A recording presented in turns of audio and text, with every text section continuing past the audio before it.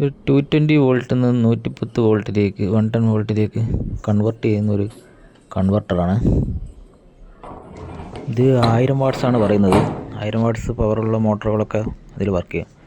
പക്ഷേ ഇലക്ട്രോണിക്സ്, അതായത് computer, T V അങ്ങനെയുള്ളതൊന്നും ഇതിൽ കണക്ട് ചെയ്യാതിരിക്കുന്നതാണല്ലോ നല്ലത്. മോട്ടോർ, മിക്സി, ഹെയർ ഡ്രയർ അങ്ങനെയുള്ള സാധനങ്ങൾ വർക്ക് ചെയ്യാൻ വേണ്ടിയിട്ടാണ് ഇത് ഉപയോഗിക്കുന്നത്.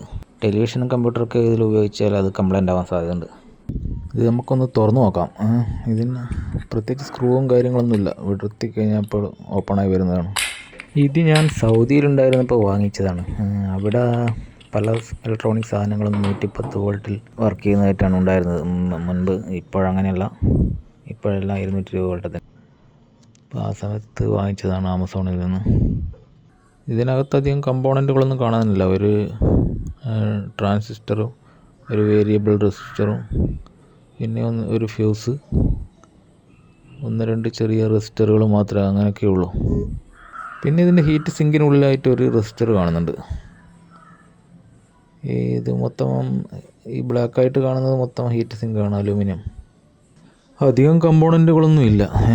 നമുക്ക് ഇതൊന്ന് വർക്ക് ചെയ്യിച്ച് നോക്കാം. ഇതൊരു 850 വാട്ട്സിൻ്റെ ആംഗിൾ ഗ്രൈൻഡറാണ്, ഡിവോൾട്ടിൻ്റെ. നമുക്ക് ഇതൊന്ന് വർക്ക് ചെയ്യിച്ച് നോക്കാം. പവർ കണക്ട് ചെയ്ത്, മോട്ടർ കണക്ട് ചെയ്ത്, വയർ കണക്ട് ചെയ്ത്, ഇനി നമുക്ക് മോട്ടർ ഓൺ ചെയ്യാം.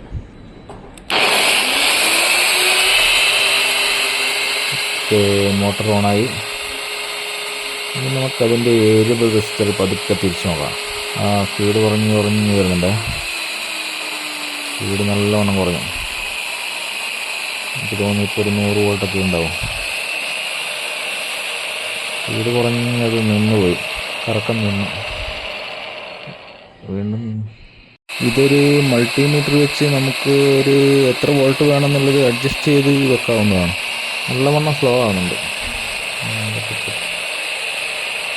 നല്ലവണ്ണം സ്ലോ ആയി. സ്പീഡ് കൂടി.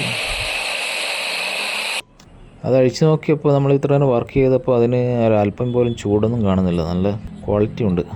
കൂട്ടുകാർക്ക് വേണമെങ്കിൽ ഞാൻ ഇതിൻ്റെ ലിങ്ക് ഡിസ്ക്രിപ്ഷനിലിടാം. Okay, by.